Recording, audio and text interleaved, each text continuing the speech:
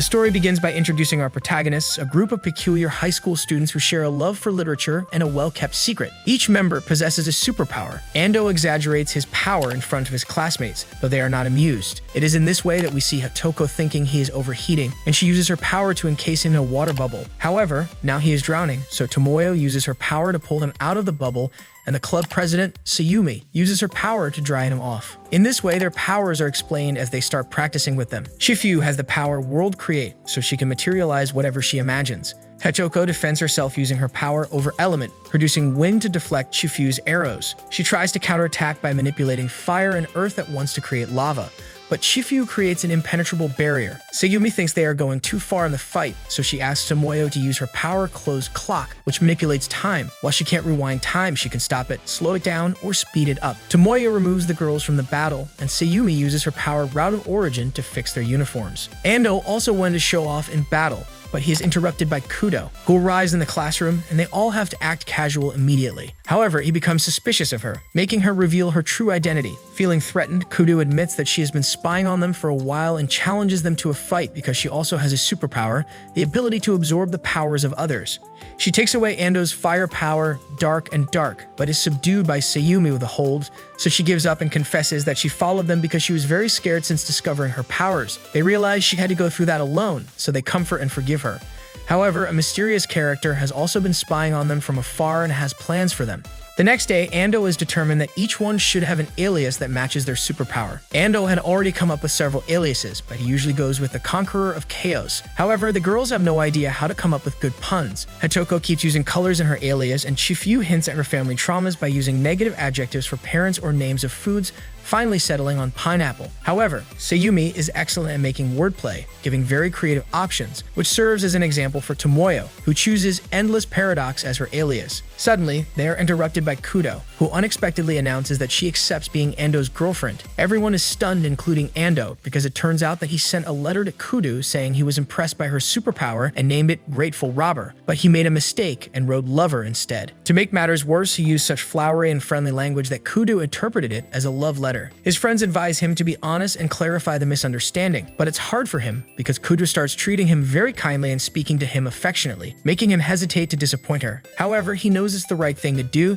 so he gathers the courage to explain the true meaning of his letter. Kudo says she understands and tries to convince him that it doesn't really bother her and that she will be fine, but in reality, she is very sad, so she makes up an excuse and walks away crying. After that, Tomoyo approaches him and tries to cheer him up, curious about why he chose Grateful Robber to name Kudo's power. Ando explains that he usually follows a pattern to name each member's power in the club, using the same number of characters, as he feels they are a very close-knit group and wanted Kudo to feel like one of them since she had always been alone.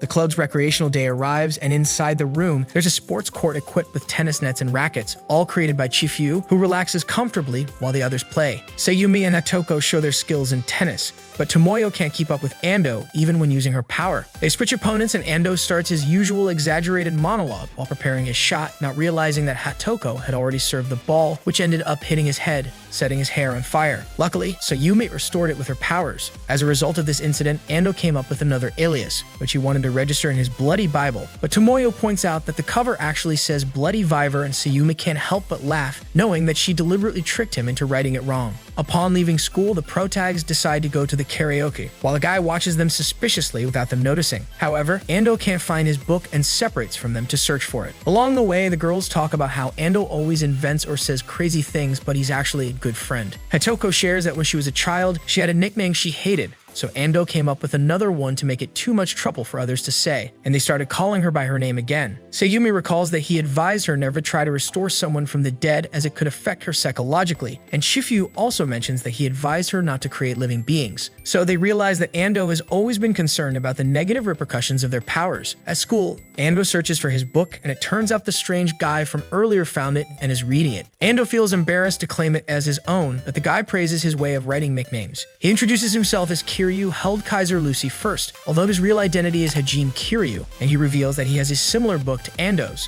which he calls the Reverse Cross Record. Seeing that they share common interests, they go out to grab something to eat to keep the conversation going. Hajin also speaks in a very flowery and metaphorical way, using elaborate words and wordplay, just like Ando, which they find to be the work of destiny. But to everyone's surprise, Tomoyo enters the restaurant and asks Hajin when he returned to the city, calling him brother. Hajin treats her with indifference and says goodbye, but not before revealing the name of his power to Ando, Lucifer's strike. Tomoyo reveals that they are actually half-siblings, children of the same father, and that Hajin was always an exceptional student, even a talented athlete, but one day he simply saw the world's evil and left.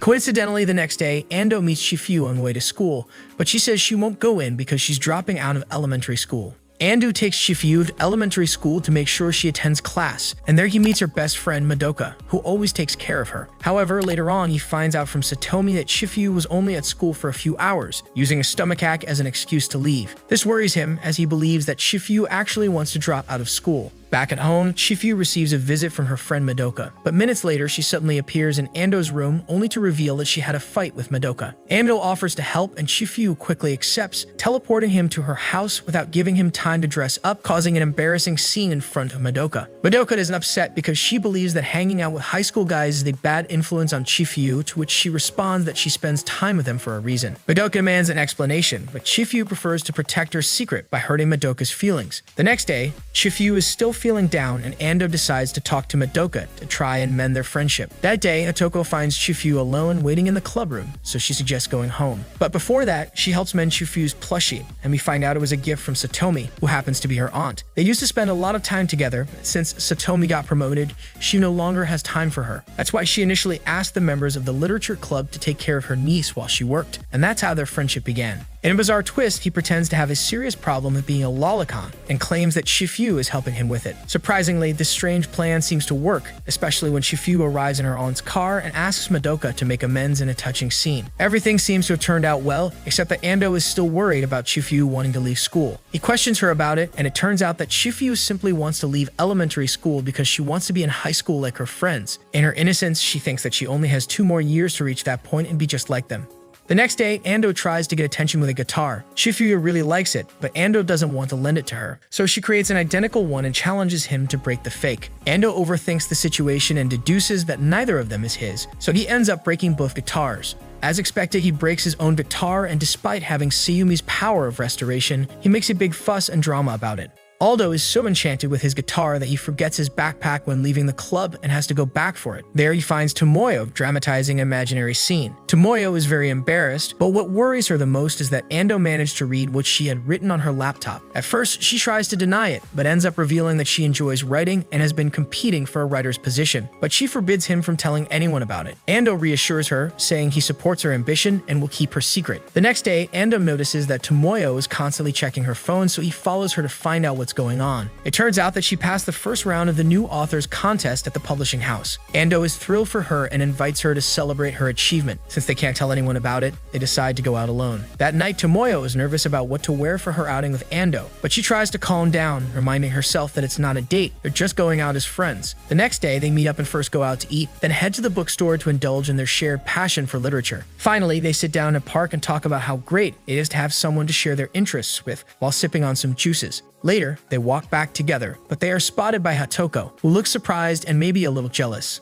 Now we see Ando transform into the Demon King, facing his subordinates as they try to persuade him to destroy humanity. They attempt to cast a spell, but one by one, they are defeated by the now hero Jurai, who promises to restore peace between humans and demons. Then we see Ando feeling excited and touched by how amazing the game was because, yes, it was actually a game the girls organized for his birthday, making him quite emotional. Later, the girls explain that Sayumi isn't there because she's home with a cold. Then we see a flashback of when the kids first got their powers, and Sayumi suggests using her power route of origin to erase them, so they can lead a normal life. However, Ando opposes this idea, arguing that it would be a waste to have received their powers in the first place. Worried about Sayumi's health, they suggest that Ando go visit her on behalf of the club, and he agrees to do so. At Sayumi's house, she welcomes him and says she's feeling better. He meets her younger sister, Maya, who teases them, thinking that Sayumi brought a boyfriend home. They clear up the misunderstanding, but Maya Maya still gives Ando Sayumi's high school album. While looking through it, Ando notices that Sayumi was the student council president in middle school and asks her why she didn't run for president in the high school. Sayumi then asks Ando to let her go to sleep because the medicine makes her drowsy, and Ando worries that he might have said something inappropriate. Nonetheless, he bids her farewell without asking any further questions. Then we go back to the continuation of the flashback,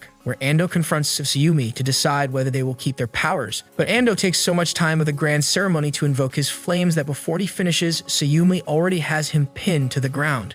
At the club, Sayumi informs them through chat that she won't be able to attend, and they become concerned about her. However, right after that, Sayumi's sister calls Ando, telling him that she forgot her student ID card at their house. He seizes the opportunity to ask about Sayumi's behavior after he left her house, which piques Maya's curiosity. Ando shares the question he asked Sayumi, and Maya reveals that Sayumi had indeed planned to run for the student council president position in high school, but doesn't know why she decided not to do it in the end. Ando realizes that he touched on a sensitive topic, so he discusses it with Kudo. She suspects that it might be because of her powers, which had just emerged around the time of the student council election. Then Ando understands that by convincing her to keep her powers, he prevented her from fulfilling her wish. Meanwhile, we witness the battle between them, where Sayumi finally allows Ando to finish invoking his flames, but it proves futile, as she takes him down with a move, telling him that she will eliminate his power. At Sayumi's house, Ando apologizes to her for thwarting her dream and being insensitive the previous night, but she explains that she really wanted to sleep because of the effect of the medicine, and she didn't attend the club meeting because she went to the ophthalmologist, showing him the appointment receipt. Moreover, she tells him that she couldn't be angry because even though she didn't do something she wanted, she gained something better: good friends. In the flashback, they realize that using Sayumi's power to nullify their own powers is impossible because it would create a paradox. Instead, they decide to use their powers for good and support each other as a team to control them. Finally, Ando and Sayumi stay, watching the sunset while reflecting on the importance of not overburdening themselves and relying on their friends for support. Now we see a flashback where it's evident that Ando and Hatoko were quite close during elementary school. In the present, Ando's sister asks him to ask Hatoko if she could take care of dinner since their parents will return very late. He asks Hatoko, and she's excited to go back his home after a long time, planning to cook beef stew. That day, Hatoko is in a very good mood and active during classes and the literature club meeting. However, after the club session, Ando asks her to go ahead to his house as he wants to talk to Tomoyo. Hatoko finds it intriguing but agrees to the suggestion and goes to his home. In a flashback, we see how Hatoko attempted to read the book Ando wrote, but she found the names of the characters and the terms he used so confusing that she couldn't finish it. This disappointment made Ando disillusioned about sharing his passion with her. In the present, however, he enjoys sharing his Chuuni fandom with Tomoyo, reciting the invocations of their powers in an intertwined manner. Later, they discuss Tomoyo's problem. As an aspiring writer, she feels the pressure to stand out and fears failure. Ando tries to make her feel better and offers his help during the development of the novel she's writing. Later, Ando returns home and finds that Hatoko is already finishing the stew. She points out that he took quite a while chatting with Tomoyo, but an alert on Ando's phone interrupts them. It turns out to be Tomoyo, asking for help to decide on a name for the protagonist of her novel. Curious, Hatoko asks if he's texting with Tomoyo, and Ando confirms it. Hatoko becomes curious about what they are discussing, so she insists several times, but Ando keeps refusing, telling her that even if he told her, she wouldn't comprehend anything. Frustrated, Hatoko can't hold it in any longer and starts talking in a highly agitated manner, expressing that she doesn't understand any of the terms he uses to refer to his fantasies and hobbies.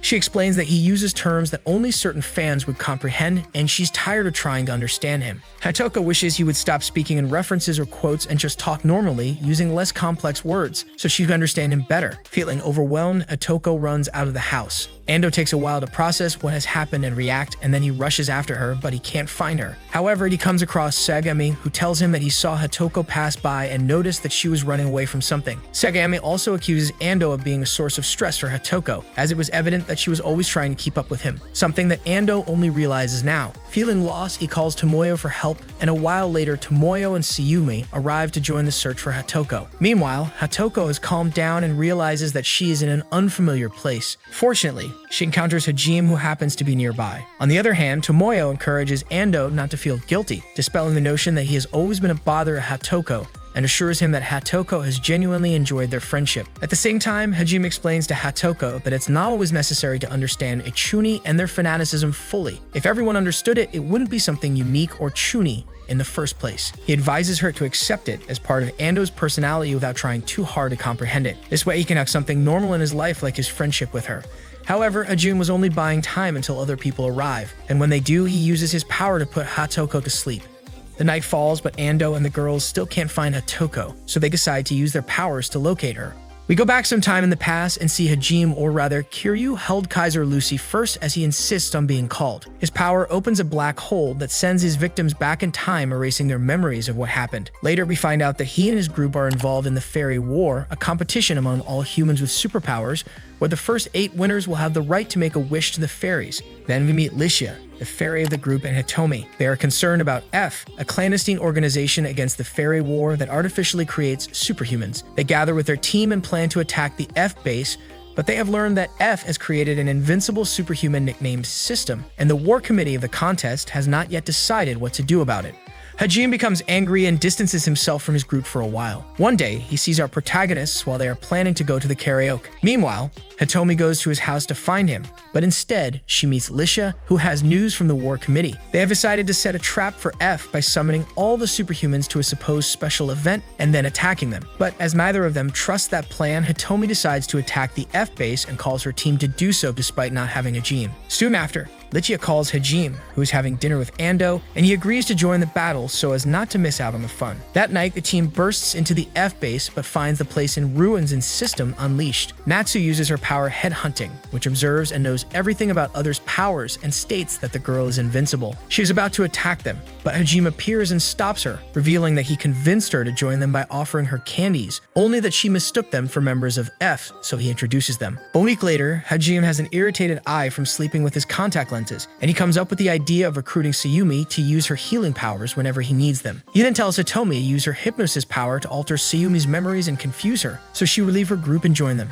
However, Hitomi didn't know Sayumi, so returning to the present, we see that she made a mistake and hypnotized Hatoko instead. We understand that all the fuss about her anger and disappearance was a result of the hypnosis. The club members are helping Sayumi awaken the next level of her power. She returns to the group in her original state, which means Hatoko must be present. So she teleports to the literature club room. Tomoyo decides it's a good time to reveal that she has been writing a light novel and has been seeking Ando's help. Now, Hatoko no longer feels excluded and is happy. Additionally, we see Ando attempting to open a bag of chips, which proves to be so challenging that it triggers the awakening of the next level of his power.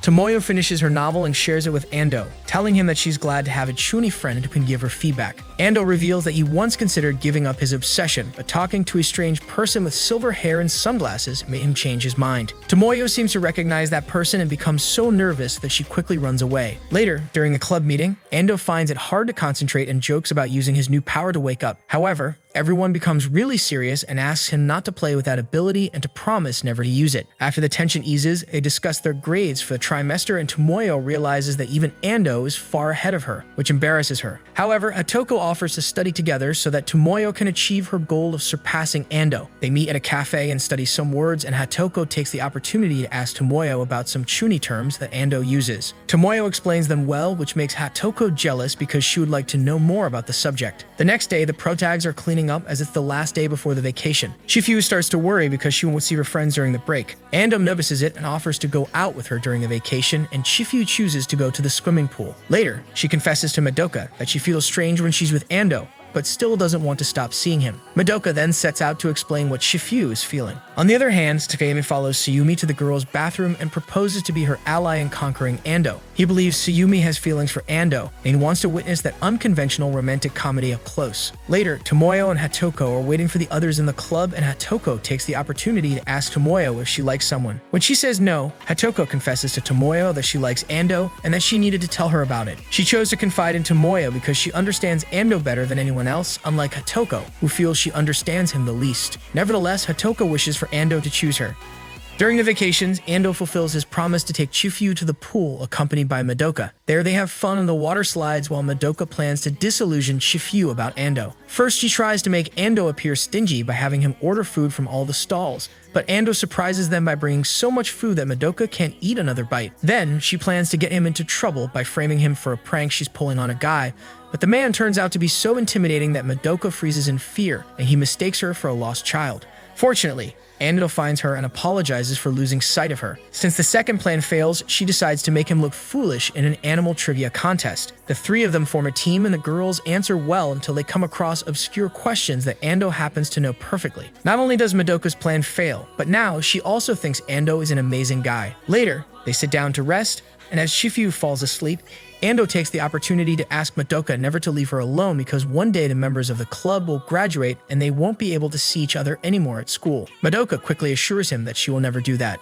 The next day, Sayumi calls Ando to meet up suddenly. He hurries there as fast as he can, and she takes him to the same water park where she went with Chifuyu. When Sayumi goes to change, she runs into Sagami, who came as a spectator. He tells her that he asked his sister to put the bikini he picked out for her in her bag because he knew she wouldn't accept it. Then Sagami reveals that the bikini becomes translucent when wet, so Sayumi tries her best not to get wet. Ando compliments her on how great she looks, and they head to the water-based competitive games. Sayumi uses her skills to avoid falling into the water in every game and succeeds in all of them, except when some kids splash water on her, making her realize that Sagami played a prank on her. She excuses herself to go to the restroom and encounters Sagami there, telling him that she won't accept any more help. Sagami is disappointed but seeks entertainment by calling someone named Neo, a former member of F. Meanwhile, Sayumi has returned to the pool, and Ando mentions that she is no longer acting strange and is back to being herself. However, he tells her that he likes that fun and carefree side of her, and Sayumi admits that she also likes his way of being. At night, Tomoyo calls Ando because she also wanted to invite him to the water park. However, Ando tells her that he will be going on vacation with his family and Hatoko's family, so Tomoyo doesn't mention her plans anymore and wishes him a nice trip.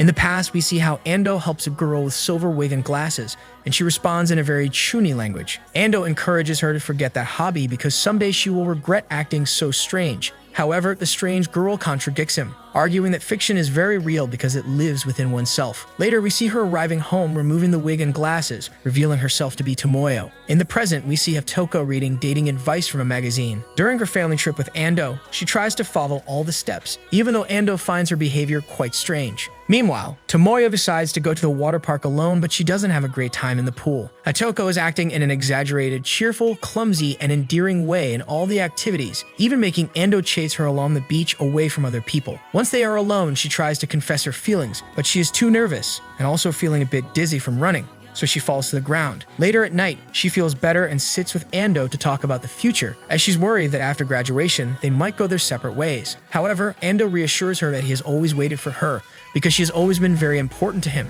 and he says that their closeness will never change. He also apologizes for acting so strangely and admits to having been harsh with Tomoyo. That night, Ando calls Tomoyo, concerned about the call she made earlier, but she tells him it wasn't anything important. He then invites her out when she returns from his vacation. True to his word, Ando and Tomoyo go to a festival together. Ando compliments her yukata and wants to treat her to food, but Tomoyo suggests a fair challenge instead. They compete in a shooting game, and the loser will buy the food. Ando tries to impress her, but Tomoyo turns out to be an excellent shooter, and he ends up buying the food. Later, Ando tries to get Tomoyo to tell him what was bothering her, and she becomes nervous. He also brings up her interaction with Hatoko, but she assuring him that Hatoko wasn't harsh. It was just a women's thing. Tomoyo then opens up and shares that she didn't pass the second round of the new writers contest. As they watch the fireworks, Tomoyo reminisces about the day she first met Ando, their reunion in high school, the moments they shared in the literature club, and all the experiences they had together. Unable to deny her feelings any longer, she admits to herself that she's in love with Ando.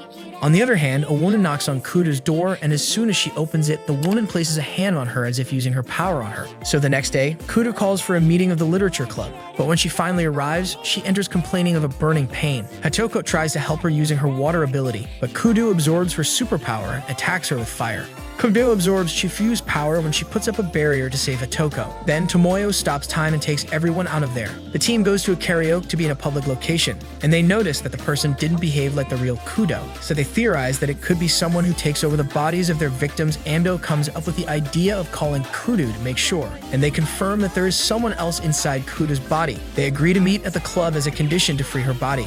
Sagami is also present, implying that she is the person called Neo whom Sagami contacted the other day, and it becomes evident that he was aware of everything all along. At this encounter, only Ando attends with a plan in mind. Neo hurts him to lure his companions to the rescue. Neither Ando nor the girls are aware of the war, so they don't understand why Neo wants to attack them. Nevertheless, Ando uses the second level of his power with the intention of letting her steal it, and it works. The ex-member of S starts burning in flames that cannot be extinguished by any means, as they are eternal. Then we see a flashback to the day when Ando awakened his new ability, an eternal flame that intensifies and spreads through his arm, which no one can put out. They decide to take extreme measures and have Chifuyu create a guillotine and a portal to get rid of what they are about to do. They use it on Ando's arm, and Sayumi heals him with her power, restoring his arm. Back in the present, Ando threatens Neo, stating he will let her burn to death if she doesn't leave Kudu's body, and she has no choice but to comply. The true consciousness of Kudu Kudo returns and panics about the situation, but Ando holds her, asking her to trust him. Then the girls arrive and Chifuyu creates the guillotine in the portal while Sayumi takes care of healing. Everything ends, but the girls had to witness that traumatic event,